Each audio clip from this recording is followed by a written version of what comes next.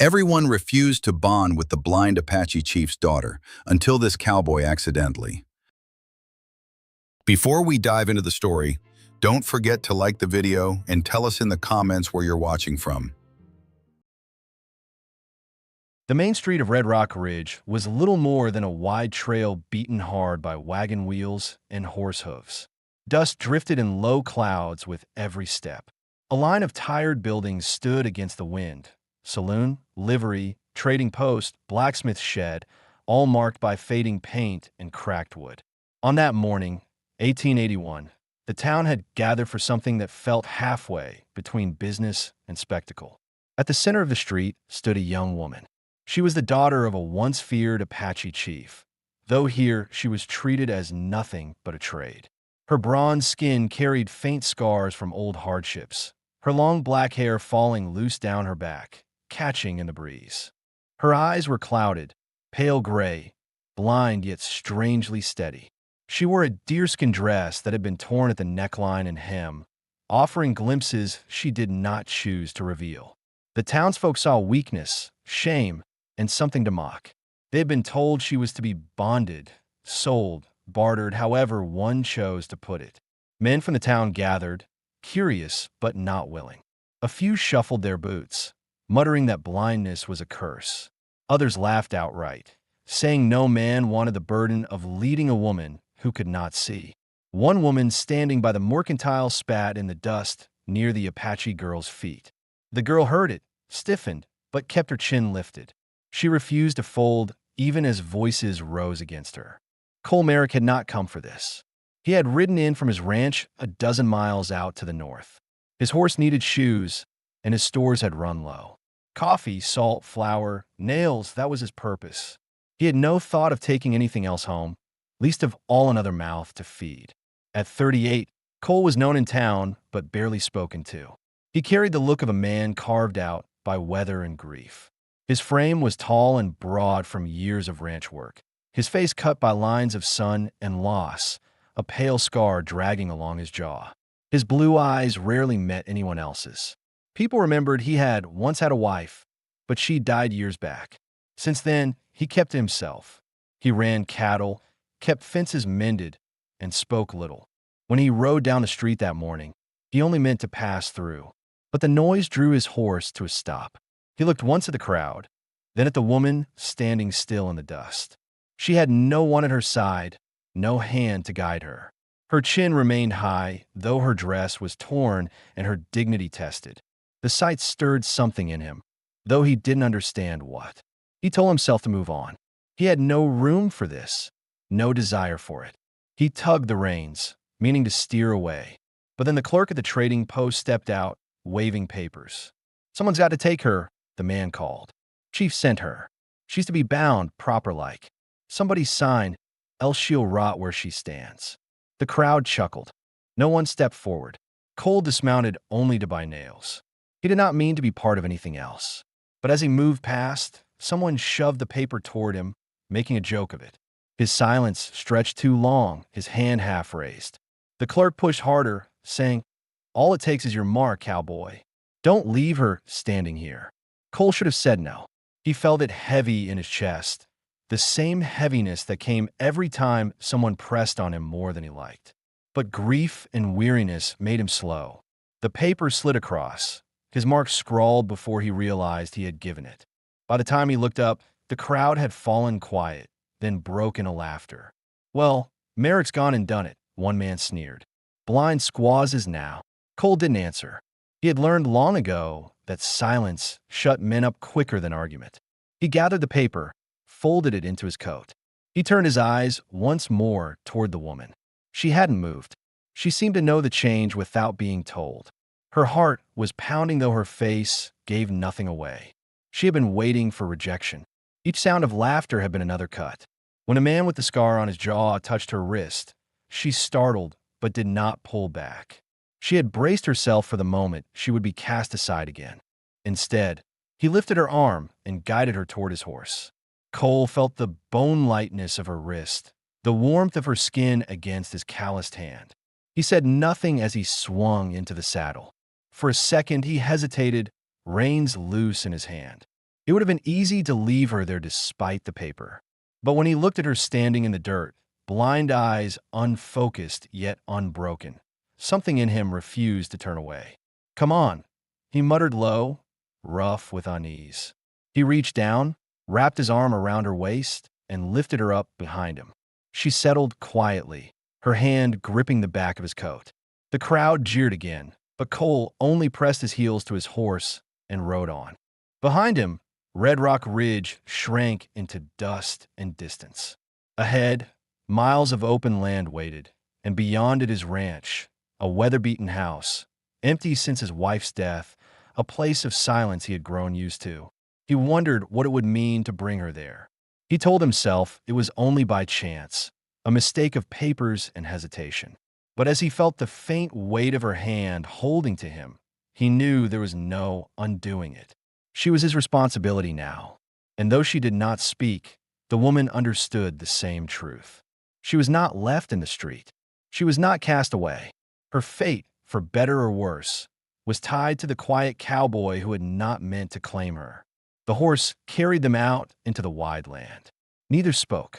The sound of hooves on hard ground filled the silence, carrying both of them toward a life neither had planned, but neither could refuse.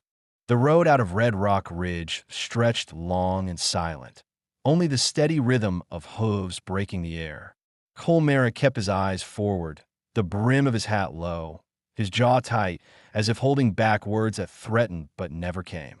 The woman rode behind him, her arms lightly holding to his coat. He felt the contact more than he wanted to admit. She was careful not to cling, but every shift of her body reminded him she was there. The ride home was not short. His ranch lay near the foothills to the north, miles of grassland and broken fence line between. The late afternoon sun dropped behind thin clouds, painting the land in pale gray. By the time they reached the rise where his weather-beaten house came into view, the light had grown weak. The cabin sat small against the open expanse, wood walls leaning but still solid, smoke barely drifting from a chimney gone cold. Cole had not bothered to keep fire steady during his trips to town. He felt her straighten slightly when the horse slowed. She couldn't see the house, but she knew the rhythm of the ride had changed. Her blind eyes turned toward the air, as if trying to catch some detail others missed. "This your place?" she asked, her voice calm, though underneath it there was tension. Cole gave a short nod before remembering she could not see it. "Yes," he said gruffly. She didn't ask more. That unsettled him. Most women he remembered from town life would have demanded answers, explanations, assurances. She gave none of that. When they reached the porch, Cole swung down and held the reins firm. He hesitated before reaching for her. She waited, her hands still. He took her wrist again, steady but not rough, and helped her slide down. Her boots touched the ground, and she stood still, shoulders squared, refusing to lean on him more than needed. Inside the cabin, shadows clung to every corner. Cole lit a lantern, the small flame throwing weak light across the one-room home. A narrow bed pushed against the far wall, a stove set near the center, shelves cluttered with tools, tins, and a Bible left untouched for years. He caught her sniff the air faintly. Ash, sweat, leather, and dust. "This where you live?" she asked softly. "Yes," Cole answered. He felt a sudden need to explain, though he rarely explained himself. "It's enough." She tilted her head toward the sound of his voice.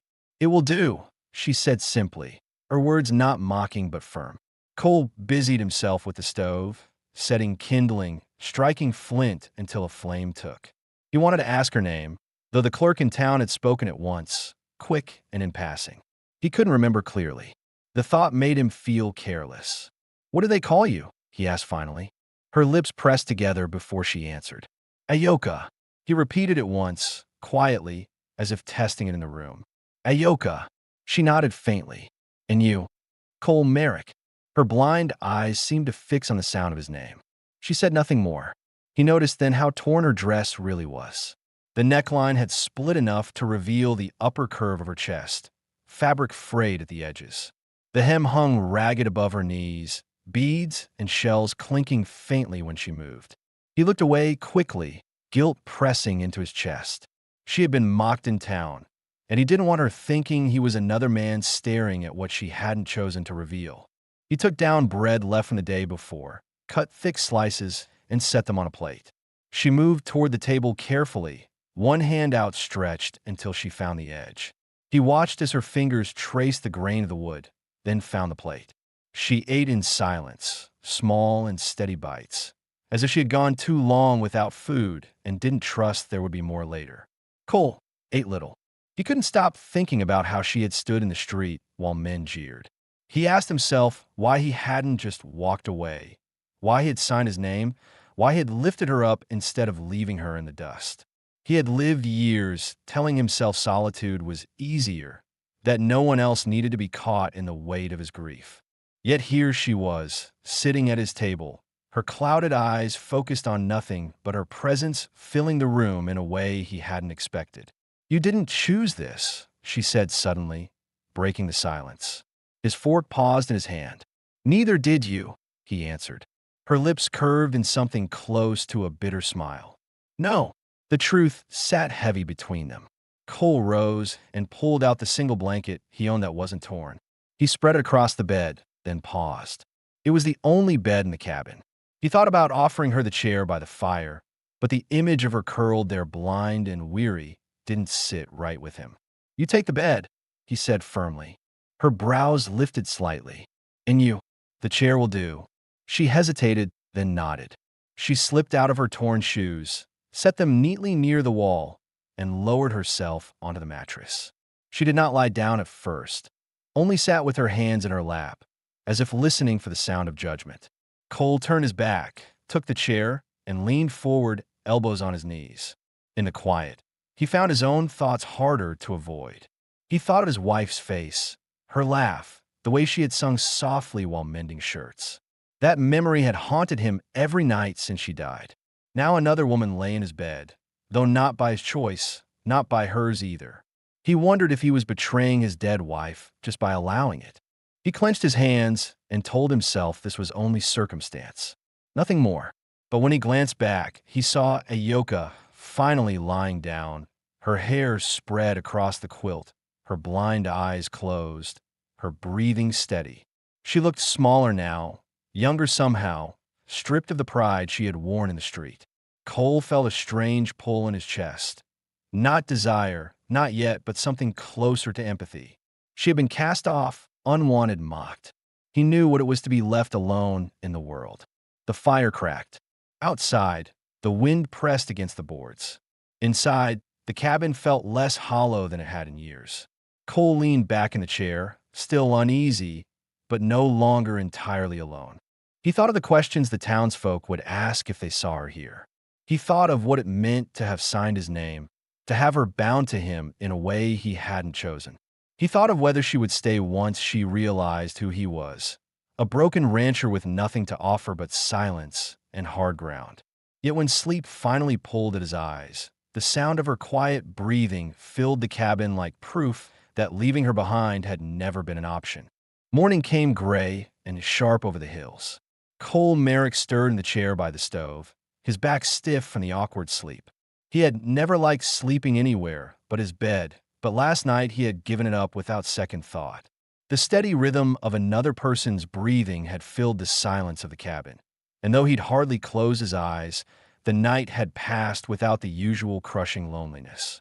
He blinked against the weak light, pushing himself up to his feet, the boards creaking beneath his boots. Ayoka was still lying in the bed, hair dark against the pillow, her blind eyes closed. She looked calm, but her hands were curled lightly, as if even in sleep she kept ready to defend herself. Cole stood a moment, unsure if he should wake her. He had lived alone so long he had forgotten the feeling of another body under his roof. He wasn't sure what rules should guide him now. Finally, he let her rest and stepped outside into the cold. The ranch spread wide under the dim sky, fences in need of repair, corrals half-leaning, and the barn weather-worn. His wife's grave lay at the back near the cottonwoods, a marker of what already beginning to fade with the years. Cole let his eyes rest there for a second, guilt stirring. He wondered what his dead wife would think of the blind woman now sleeping in her bed. He shook the thought off and busied himself with the water pump, filling a bucket. When he returned, Ayoko was awake, sitting on the edge of the bed with the blanket wrapped tight around her shoulders. Her blind eyes turned toward the sound of the door, alert, cautious. She hadn't spoken yet, and he realized she might not know if he meant for her to stay at all. He set the bucket down and cleared his throat. "There's water here," he said simply. She nodded faintly, feeling her way to the bucket. He noticed the way her hands moved, slow but sure, every step measured. She splashed water over her face and hands with practiced care. She did not ask him to help. Cole heated what was left of last night's bread and set on the table with coffee. She joined him, finding the chair by touch. He saw again how little she ate, taking small bites as if saving it for later. He frowned and finally spoke. "There's more food here. You don't need to hold back." Her blind eyes turned toward him, steady. "I've learned not to trust when it comes." He didn't know how to answer that. He only nodded once, pushing more bread toward her side of the table. When breakfast ended, Cole gathered tools to start on the fence line. He assumed she would stay inside, maybe rest, but as he stepped toward the door, he heard her stand. "Where are you going?" she asked. "Fences need mending. I can help." He stopped, surprised. "You can't see the posts." Her chin lifted slightly. "I can carry tools. I can listen for where you are." Cole studied her.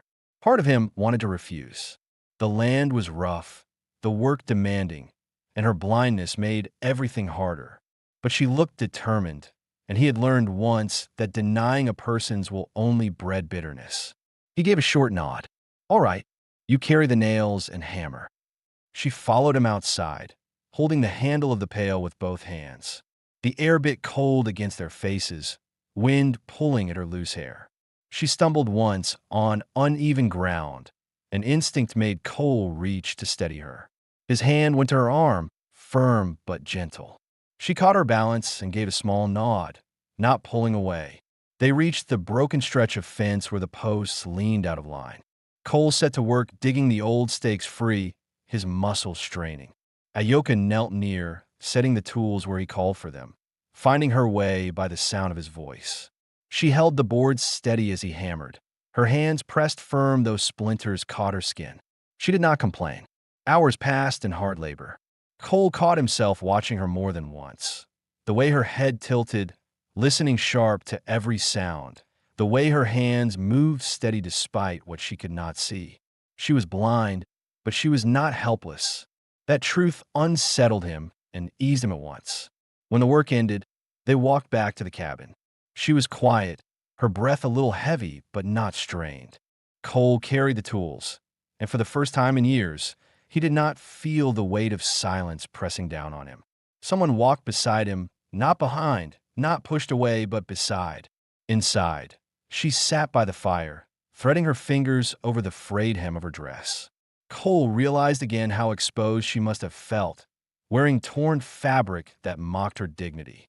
Without thinking, he fetched an old shirt of his from the chest. He laid it on the table near her. "It's clean," he said. "Might fit you better." Her hands touched the fabric, tracing the seams. She didn't smile, but her face softened. "Thank you." He nodded and turned away, uneasy at the stir of feeling in his chest.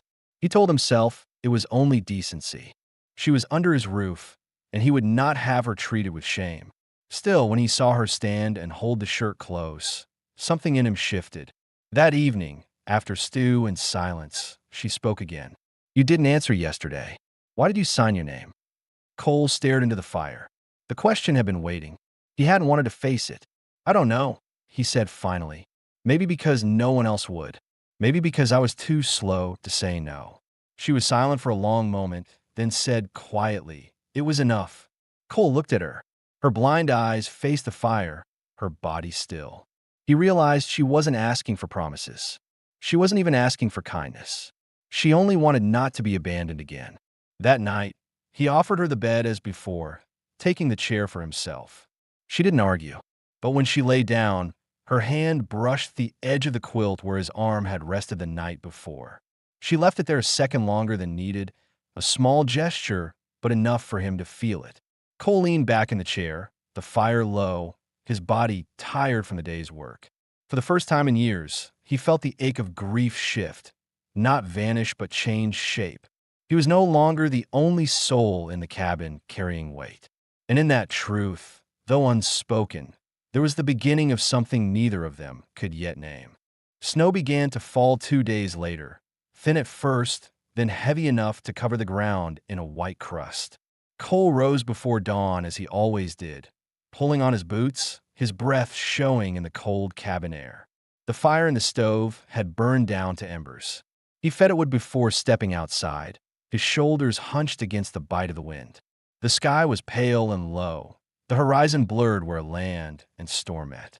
Ayoka was awake when he came back in, sitting at the table with her hands folded on her lap. She had changed into the shirt he had given her, the hem long enough to fall almost to her knees. The sleeves were rolled at her wrists where the fabric hung loose. Her blind eyes turned toward him when the door closed, as if she knew the sound of his steps already. "You went out," she said. "Checking the stock," he answered. "Snow's coming heavy." She nodded faintly, her face calm, though her fingers twisted lightly in the fabric of the shirt. Cole noticed it, her quiet way of showing worry, and set the pot of water on the stove without comment. They ate in silence, but not the same silence as the first day. She had grown more at ease, learning the rhythm of the place, the distance between the stove and the table, the sound of his boots moving from corner to corner. He found himself noticing her small habits, how she always traced the rim of her cup before lifting it, how she leaned her head slightly toward the fire as if she could hear the crackle better than he could. By mid-morning, Cole gathered tools to clear snow from the barn roof before it sagged under the weight. He expected her to stay inside, but she rose when he did, pulling her hair into a loose braid by touch alone. "You don't need to follow me out there," he said, tying his gloves. "You said the roof's heavy," she answered. "I can hand you the nails." He studied her. Snow had started to pile against the window ledge, the wind pressing hard against the boards. She was blind, yes, but she had not faltered once since stepping onto this land. He gave a short nod and held the door open. Outside, the air cut sharp against the skin. Ayoka walked carefully, holding her arms slightly out until she brushed the barn wall, then steadied herself there. Cole climbed the ladder, boots slipping once against the ice, but he held firm. From below, she listened to every hammer strike, calling up when she heard would splinter. Her voice carried steady, calm in the storm. When he finished, he climbed down stiff with cold. She was waiting near the door, her hands pink from the wind, but her expression unchanged. Cole pulled off his gloves and caught her fingers without thinking, rubbing them between his palms to warm them. Her breath caught, though she didn't pull away. For a moment they stood in the snow, his rough hands over hers, heat rising between them while the storm pressed all around. Then he released her, uneasy, and they walked back to the cabin in silence. That evening, after chores, Cole found her seated near the fire, mending the torn hem of her dress with thread she had found in his chest. The beads and shells she had carried were laid out in a careful line, her fingers moving among them with surprising precision. He watched as she strung them back into the fabric, repairing what had once shamed her. "You do that by memory?" he asked, his voice breaking the quiet. "By touch," she corrected, not looking up. "Every bead tells its place." Cole leaned on the table, studying her. "Does it matter to you?" "That looks right." Her blind eyes lifted toward him, steady. "It matters to me that it's mine." The answer struck him harder than he expected. He realized how little she had been allowed to claim. Mocked in town, torn dress, no choice in where she went. Yet here she was, sewing strength back into what she owned. He nodded once and left her to it, but something in him shifted again. That night, when she rose from the table, her shoulder brushed against him. Neither of them moved at first. Cole felt her warmth through the thin fabric of his shirt she still wore, her body close enough he could smell the faint trace of wood smoke in her hair. She did not step away until she had to. He remained still long after, staring at the fire, unsettled by how natural her nearness had begun to feel. When came time to sleep, he set the blanket on the bed as before. She lay down without question. He took the chair, but before he settled, she spoke. "Why do you sit there?" she asked, her voice calm but pointed. It's your bed now, he said. It was yours before. He swallowed. Doesn't matter. Silence stretched, broken only by the fire. Then she said quietly, You don't trust yourself. The words cut sharper than he expected. He stared at her, her blind eyes fixed toward the ceiling. She was not wrong. He feared more than desire. He feared betraying the memory of the woman he had lost. He feared letting anyone close only to lose them again. You should rest, he said finally, his tone rough, meant to end the talk. But when she turned on her side and drew the blanket close, her hand brushed the edge of the quilt again, pausing as if she wanted to reach for him, but stopped short. Cole sat in the chair, fists clenched, his thoughts a storm heavier than the snow outside. As the fire dimmed, he thought about what she had asked, about why he kept the chair instead of lying beside her. He told himself it was honor, respect, decency. But deep down he knew it was fear. Fear of change, fear of losing again, fear of needing someone who might not stay. The snow pressed harder against the walls. The cabin was warm, but Cole felt the cold weight of his own heart and the faint warmth of her presence lying only a few feet away. The storm lasted through the night and into the next day, snow building against the door until Cole had to shoulder it open. White stretched across the land in every direction, erasing fences, trails, and even the familiar dips of the hills. The air was sharp enough to sting his throat when he breathed. He stood on the porch a long moment, watching the flakes swirl heavy, and wondered if it had been a mistake bringing her here.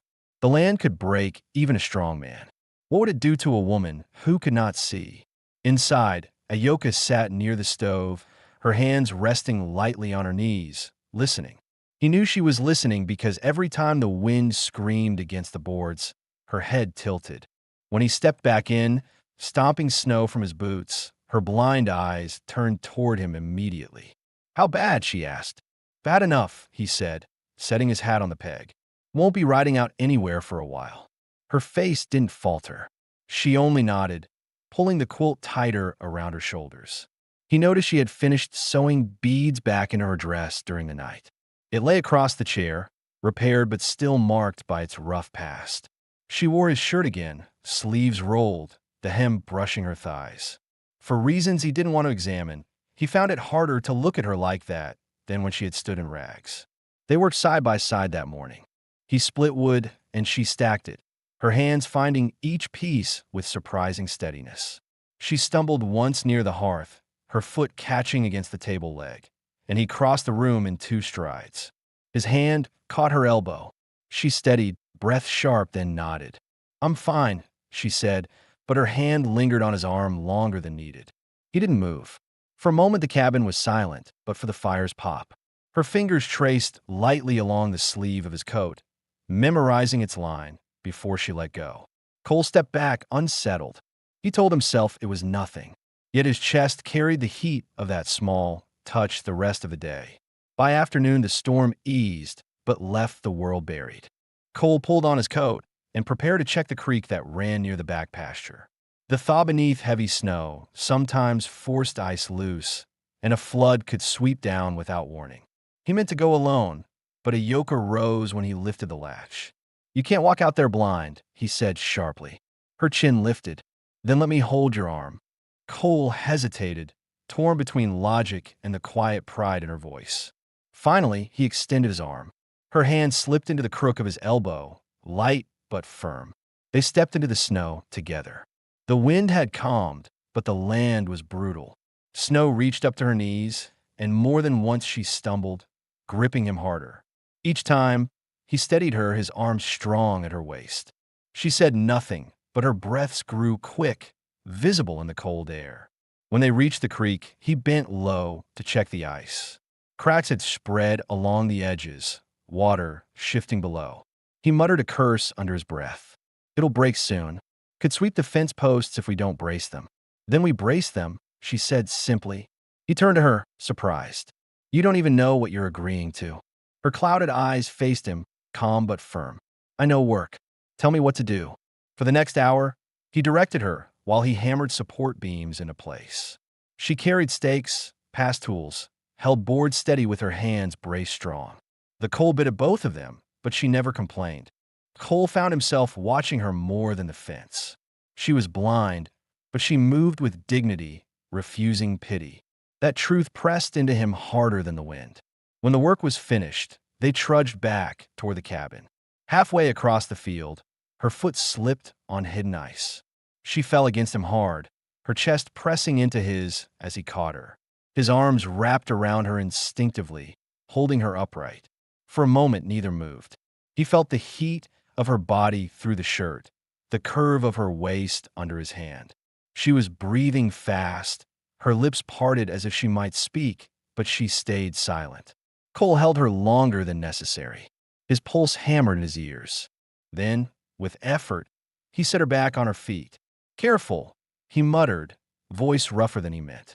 Back inside, the cabin's warmth hit them both hard after the cold. She removed the shirt's damp sleeves from her wrists, wringing water from the fabric. He hung his coat, avoiding her eyes, though he knew she couldn't see his anyway. The silence between them felt charged, heavier than before. That evening, while he stirred stew over the fire, she asked softly, "Why do you live alone here?" He froze, the spoon heavy in his hand. The question struck deep. He had avoided telling her, avoided even thinking aloud. But he knew she deserved an answer. "My wife," he said finally. His throat tightened. "She died. Years back. After that, I stayed out here alone." Ayoka was silent for a long moment. Then she said, "And you keep her bed empty to honor her?" He turned, meeting her blind gaze, though she could not return it. "I keep it empty because I don't know how to share it again." Her expression didn't change, but her hands gripped the quilt at her lap. "I'm not her," she said quietly, "but I'm not nothing either." The words struck him harder than he wanted to admit. He looked away, unable to answer. That night, as she lay down, she did not leave her hand trailing on the quilt as before. Instead, when he passed her side of the bed, she reached out and caught his wrist. Her fingers were small, firm. "You fear too much," she said softly. "I fear being cast away. That is worse." Cole stood frozen. He wanted to pull free, to retreat into the silence he knew best. But he didn't. He let her hold him, her blind eyes steady on the darkness, until finally her grip eased and she turned onto her side.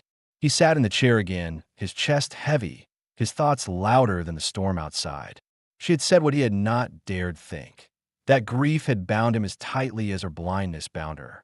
And in that shared truth, the walls he had built around himself began to feel less solid. The fire burned low. He closed his eyes, hearing her breathing. For the first time, he let the thought form clear in his mind. He did not want her gone. The storm broke on the third morning. The snow stopped falling, and the land lay buried in a white stillness that carried no sound except the faint creak of trees under the weight of ice. Cole Merrick stepped outside first, pulling his coat tight, his boots sinking deep with each step. The sky was pale, stretched wide with a weak sun that cast the world in silver light. He drew in the cold air and let it sting his lungs. For the first time in days, he felt the grip of worry ease. At least the worst of the weather had passed. When he returned to the cabin, Ayoka was moving slowly along the table, her hands trailing the wood until she found the bread. She had grown sharper in her movements, memorizing every corner of the small room, every distance from chair to stove. Cole noticed how steady she was now, no longer hesitant the way she had been the first night. "You move like you've lived here longer than a week," he said, setting his gloves near the fire. She turned her blind eyes toward him. "The walls speak. I listen." Her calmness struck him, but he didn't argue. Instead, he set coffee to boil. She listened to the kettle, her hands folded over her lap. After breakfast, she said something he hadn't expected. "You told me of your wife, but you didn't tell me her name." Cole froze, his spoon halfway to his mouth. He hadn't spoken her name in years, not even aloud to himself. It felt locked in his chest, but Ayoka sat waiting, her blind eyes steady, as if silence was not enough anymore. "Mary," he said finally, his voice rough. Her name was Mary. Ayoka nodded once, her expression unreadable. "She mattered to you. That doesn't vanish." He stared at her, the truth of her words pulling at him. She had not flinched or acted jealous. She had only given him permission to speak the memory. It unsettled him, and for a long moment he couldn't find words. That afternoon, Cole set out to dig paths through the snow so the animals could be reached. He didn't tell her to stay inside this time. She came with him, holding to his arm until they reached the barn. He set her near the door with a rake, showing her how to pull hay into piles for the cattle. Her hands moved with care, slow at first, then more certain. Cole worked beside her, clearing drifts from the pens. The sun hung low by the time they finished, painting the snow in shades of gold and gray. They stood together by the fence, their breaths heavy, watching steam rise from the horses' backs. Cole felt something ease inside him. He wasn't alone in the work anymore. He glanced at Ayoka. Her face lifted toward the sun, though her eyes saw none of it. Her hair was tangled, her cheeks red from the cold, and yet she carried herself with the same quiet dignity she always did. Back inside, the cabin filled with warmth from the fire. Cole cooked stew while she mended the last tears in her dress. He watched her fingers move along the fabric, steady and sure, sewing each bead back into place. He thought of the jeers in town, the way men had laughed at her. Here she sat, building her dignity back with her own hands. When supper was done, they ate in silence. But this silence was no longer empty. It carried weight. Every clink of the spoon, every breath, every shift of her hand across the table felt like something unspoken. After the dishes were cleared, Ayoka sat near the fire, her hands resting in her lap. Cole sat across from her, leaning on his knees. He found himself staring at her, at the line of her face, the curve of her shoulders under the shirt she still wore. He told himself to look away, but he couldn't. "You watch me," she said suddenly, her voice calm. He stiffened. "I didn't mean to." Her blind eyes turned toward him, and for once there was no distance in them. "I feel it. It doesn't frighten me." The words caught him off guard. He swallowed, his throat dry. He had lived years in silence, carrying grief like a wound that never healed. Now this woman, unwanted by all others, sat across from him and told him she did not fear his gaze. He felt his chest tighten, not from pain but from something far more dangerous, need. He stood abruptly, pacing once to the table and back. She didn't move. She only listened, calm, steady, her head tilted slightly. Finally, he stopped in front of her. "Ayoka," he said quietly. "Yes." He hesitated, then crouched down so they were level. He lifted his hand slowly, giving her time to stop him. She didn't. His rough palm brushed her cheek, the warmth of her skin startling against the calluses. Her breath caught, but she did not turn away. Instead, she lifted her own hand, sliding it over his jaw. Her fingers traced the scar there, soft but deliberate. Cole closed his eyes. It had been years since anyone had touched him with such care. His pulse hammered in his ears. He leaned closer, slow, uncertain, until his lips brushed hers. The kiss was steady, restrained, nothing rushed. She answered it, her lips soft, her hand still firm against his jaw. When they parted, she whispered, "You're not alone, Cole Merrick." He pulled back just enough to look at her face. Her eyes were blind, but her expression was clear. She had chosen him, not out of desperation, but out of quiet certainty. He felt something shift deep inside him, as if the grief he had carried had made room for something else. He rose, his chest tight with emotion he couldn't name. "You should rest," he said, though his voice shook. She lay down as she had before, but this time when he turned to the chair, she reached out and caught his hand. Her fingers curled around his, firm. She didn't let go until he sat on the edge of the bed. He stayed there a long while, her hand in his, the fire crackling low. For the first time since Mary's death, he didn't feel the crushing weight of the past. The cabin was quiet, but it no longer felt hollow. The days that followed the storm were brighter, though bitter cold lingered. Snowdrift still pressed high against the fence line, but the sky stretched clear, and the sun cast long shadows across the white fields. Cole Merrick rose each morning with a new rhythm, no longer a man who worked and ate alone, but someone who listened for another person's steps in the cabin. Ayoka's presence had woven into his routine so quickly that he wondered how he had endured the silence before. On the third day, trouble came. He saw the dust trail long before he heard the hoofbeats. 3 riders crested the hill from the direction of town, their silhouettes sharp against the pale horizon. Cole narrowed his eyes, his jaw tightening. He hadn't invited company in years, and he knew what kind of talk followed him since the day in Red Rock Ridge. He stepped onto the porch, shotgun resting against the rail though not raised. Ayoka came to the door behind him, her hand brushing the frame. Her blind eyes turned toward the sound of hoofs. She didn't ask who it was. She seemed to already know. The men pulled up near the corral, their horses snorting steam into the cold. One of them, a wiry man with a crooked hat, spat into the snow. "Heard you took yourself a squaw," he said loud, voice mocking. Blind one at that. Cole's jaw flexed. He didn't answer. Silence was his weapon, the one that unsettled men more than threats. The second rider leaned on his saddle horn. "Ain't right, Merrick. You signing papers like that? Folks in town been talking." Cole's voice came low, steady. "Town's got nothing to say about what happens on my land." The first man laughed. "Your land? Or hers? You think she's fit to work it? Blind as a bat. Best send her back before she costs you." Ayoka stood in the doorway, her hands curling into the wood. She said nothing, but Cole could feel her tension in the still air. He stepped down off the porch, boots sinking in the snow, closing the distance until he stood eye to eye with the lead rider. "She stays," Cole said flatly. The laughter cut short.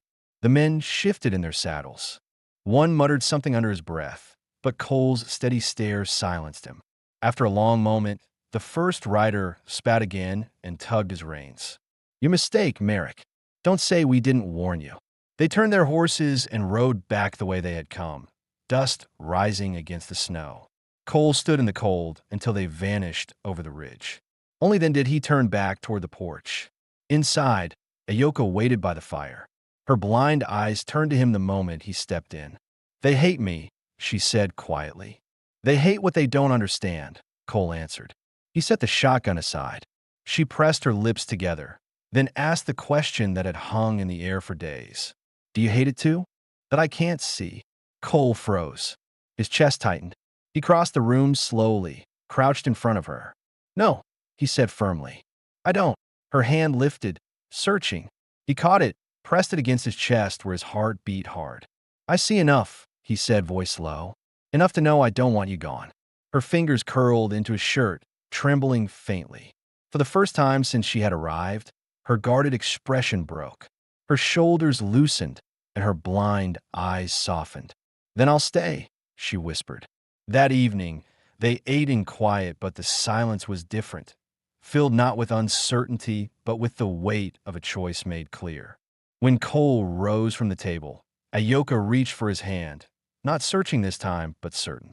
He let her hold it, guiding her toward the bed. She lay down as before, but when he turned toward the chair, she tugged lightly. "Not tonight," she said, her voice firm though quiet. Cole stood still, the old fear rising in him. He thought of Mary, of the empty nights that had stretched into years. But Ayoka's hand was warm, insistent.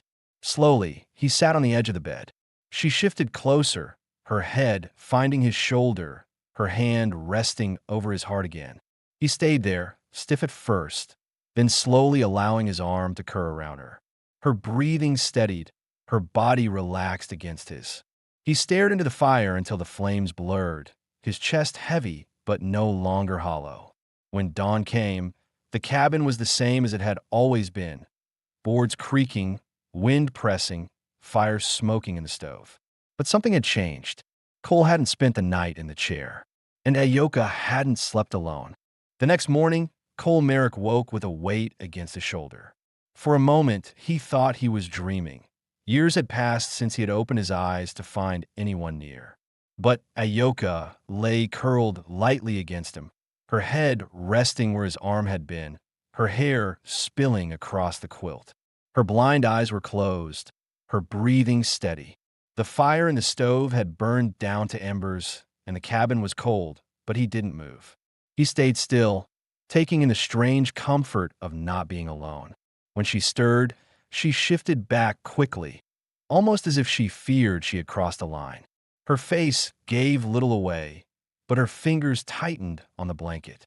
Cole sat up slowly, rubbing the back of his neck. He wanted to tell her she hadn't done wrong, but the words felt clumsy in his throat. Instead, he pulled on his boots and said gruffly, "I'll see to the stock." Ayoka nodded, her blind eyes lowering. He could see she was uncertain. It made him curse himself for not saying more. But words never came easy for him. Outside, the snow had hardened under the night's cold, crunching beneath his boots as he moved to the barn. The animals were restless, their breath steaming in the dim light. He worked quietly, feeding and checking them, his thoughts circling the same point: what it meant to share a bed again, what it meant to allow someone into a place he had walled off for so long. When he returned, Ayoka was waiting with coffee already poured. She had found her way through the small space with the ease of someone who had memorized every inch. She held out the cup toward him without hesitation, and for the first time he noticed how certain her movements had become. She had claimed the cabin as her own as much as he had. "Thank you," he said, softer than usual. Her lips lifted faintly, and for once, she looked less guarded. That day, they worked together, clearing the paths again. Ayoka insisted on helping, holding to his arm as they walked the fences, carrying tools, steadying boards when he repaired the damage from the snowstorm. She asked questions in her quiet way: how many cattle he kept, how far the land stretched, how long he had lived here. Cole answered each with blunt truth. He had never shared details with anyone in town, but with her, the words came easier, maybe because she didn't push or judge. At midday, they returned to the cabin, both of them tired from a cold. Ayoka moved to the stove, feeling for the pot, stirring stew with slow but certain motions. Cole watched her, uneasy at how natural it felt to stand back and let someone else tend the fire. For years, he had done everything himself. Now she moved there as though it belonged to her too. When they sat to eat, Ayoka asked a question that hung heavier than the others. "The men who came yesterday, will they return?" Cole looked up from his bowl, meeting her blind gaze. "Maybe, but if they do, I'll deal with them." "You're one man," she said quietly. "I've been one man a long time." She tilted her head, listening to the edge in his voice. Then she asked the harder thing: "Would you send me away if it kept trouble from your door?" The question cut straight through him. He set down his spoon and leaned back. "No," he said firmly. "Not now." Her lips pressed together, and she nodded faintly. That was all, but he could see the relief in the way her shoulders eased. She had needed to hear it said aloud, and he realized he had needed to say it. Later, as dusk fell, they sat together near the fire. The silence was thick, but not heavy. Ayoka's hand brushed his arm once, deliberate this time, not by accident. She left it there, waiting. Cole turned his hand slowly, covering hers with his own. She did not flinch. "You're not unwanted here," he said, his voice low. Her blind eyes lifted toward him. "Then let me stay in truth. Not because of a paper. Not because no one else would." He swallowed, the firelight throwing shadows across his scarred face. "I want you here," he admitted, the words rough but honest. She reached up then, her fingers finding his jaw, tracing the line of his scar. He leaned closer, his lips brushing hers again. This time the kiss deepened, no longer tentative but sure, carrying all the weight of what they hadn't spoken. Her hand slid to his chest, her palm steady against the beat of his heart. When they pulled apart, she didn't release him. "I can't see you," she whispered, "but I feel you." "That's enough." Cole's throat tightened. He had been afraid of this, afraid of letting someone in, but now the fear felt different. He wasn't afraid of her. He was afraid of how much he needed her. That night, when they lay down, there was no chair, no distance. He stretched beside her, stiff at first, then slowly allowing himself to relax. She nestled against him, her head beneath his chin, her hand still resting on his chest. He closed his eyes, listening to her breathing, feeling the weight of her presence. For the first time in years, the bed felt like a place of life, not memory. As sleep pulled at him, he thought of what the men from town might say, of how neighbors might sneer if word spread. But then he thought of her, blind and unwanted by all of them, yet steady at his side. The choice was clear. Let them talk. She stayed. The thaw came slow that year. By March, the snow had melted into thick mud, and the creek ran heavy with broken ice. Cole Merrick worked the pastures daily, his shoulders bent against the wind, while Ayoka kept close to the cabin, learning every new corner of the land through sound, touch, and her growing memory. She had walked the same paths so many times that she knew each step, each fence post, each rise of earth beneath her boots. Cole noticed it. He watched her confidence grow, and with it, his unease shifted into something else, pride. She was no burden. The townsfolk who mocked her would never understand that. Still, he knew it was only a matter of time before Red Rock Ridge made its noise again. He was right. One afternoon, as he hauled sacks of feed from the barn, he saw riders on the ridge. Two of the same men who had come weeks before, this time with a third. They rode straight down the slope, snow and mud splattering beneath hooves, and stopped short of his fence. Cole rested the feed sack against the rail, his pale blue eyes steady. "You still keeping her?" the wiry one called, spitting to the side. "Blind one's not fit for ranch life. Word is you're touched in the head for trying." Cole didn't move. Ayoka had come out onto the porch, her hands on the post, listening. He could feel her tension, though she said nothing. The broad-shouldered rider leaned forward on his reins. "Town's talking about making it official. Says she can't be bound to you. Paper or not, no court would honor it." Cole stepped closer, his boots heavy in the mud. "That paper's signed," he said flatly, "and she's mine. That's the end of it." The men laughed, but there was no ease in the sound. They shifted in their saddles, uneasy under the weight of his stare. Cole's hand rested near his revolver, though he didn't lift it. Finally, the wiry man shook his head and pulled his horse around. "Suit yourself, Merrick. Don't expect help when she drags you down." They rode off, dust and mud rising behind them. Cole stood watching until they vanished. Then he turned back toward the porch. Ayoka was still there, her blind eyes facing him, her hands gripping the rail. "You'd fight the whole town for me," she said softly. "If I had to," he answered, climbing the steps. "Why?" He stopped in front of her, his jaw tight. "Because I want you here. Because you matter. Because I'd rather fight them all than go back to an empty house." Her lips trembled, though her voice stayed steady. "Then I am not a burden." "No," he said firmly. "Never." Inside, the fire burned steady. That evening, Cole and Ayoka sat together at the table. She reached across, finding his hand without hesitation now. Her fingers laced with his, warm and sure. "I was left in the dust before," she said quietly. "Men mocked me, called me cursed. Even my father sent me away. I thought I would always be nothing." Cole gripped her hand tighter. "You're not nothing. You're here, with me. That's all that matters." She tilted her head toward him, her blind eyes soft. "Then tell me plain. Will I stay here, not as a guest, not as someone you pity, but as your wife?" The words hit him square. He had not spoken the thought aloud, though it had circled him for weeks. He remembered Mary, remembered the grave by the cottonwoods, remembered the years of silence. For a long moment, fear tugged at him, the fear of losing again. But when he looked at Ayoka, at her strength, her quiet defiance against a world that had cast her aside, he felt the weight shift. "Yes," he said, his voice steady, "as my wife." She exhaled slowly, relief breaking across her face. Her hand traced up to his jaw, lingering over the scar. "Then I will stay. Always." That night, they lay together not as strangers tied by paper, not as survivors clinging through winter, but as two people who had chosen each other. Cole's arm curved around her, holding her close, while her head rested on his chest. For the first time in years, he felt peace settle deep inside him. The grief that had ruled him did not vanish, but it no longer owned him. Ayoka's presence filled the cabin with something stronger than memory, life. Weeks later, spring came. The land thawed, grass pushing green across the fields. Cole worked the cattle, Ayoka walking the fence lines with sure steps, her hand brushing each post as she passed.